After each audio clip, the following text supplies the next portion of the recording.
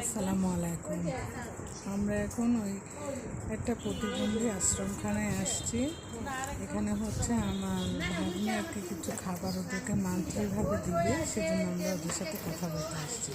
এর আগেও আমি অনেক খাবার দিয়েছি ওদেরকে, আমি দিয়েছি, আমার খালারা দিয়েছে, আমার ভাগ্নে দিয়েছে, সব খাবার দিয়েছি। কিন্তু এবার আমরা একটা সিদ্ধান্ত নিয়েছি যে মান্থলিভাবে ওদের একটা দেওয়ার ব্যবস্থা করছি। তা আমরা আর কি দেখতে আসছি যে দেখেন কত অসহায় এরা, এদের কারো হাত নাই, কারো পা নাই, সবাই যে যার নিজের কাজ নিজে করে।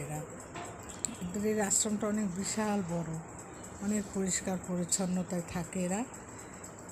দেখেন অনেক সুন্দর দেখার মতন জায়গা, অনেক বিশাল বড় আকারের। এখানে ওরা 25 জন আছেন, সবাই বৃদ্ধ, হ্যাঁ, কারোর হাত, কারোর পা।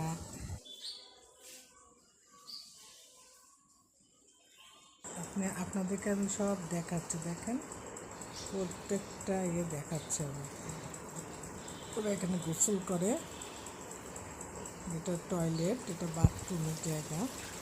এই পাশে অনেক কটা বাথরুম, 3টা বাথরুম দেন।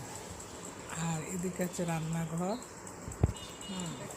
এই যে এটা রান্নাঘরে রান্না করে স্টোভ করে রাখি খাবার দাবার। আর এই যে আমার বোন কথা বলছে তাদের সাথে। আর আমি এদিকে আপনাদেরকে ভিডিও করে দেখাচ্ছি। ভিডিওটা ভালো লাগলে লাইক করেন, শেয়ার করেন। আল্লাহ হাফেজ।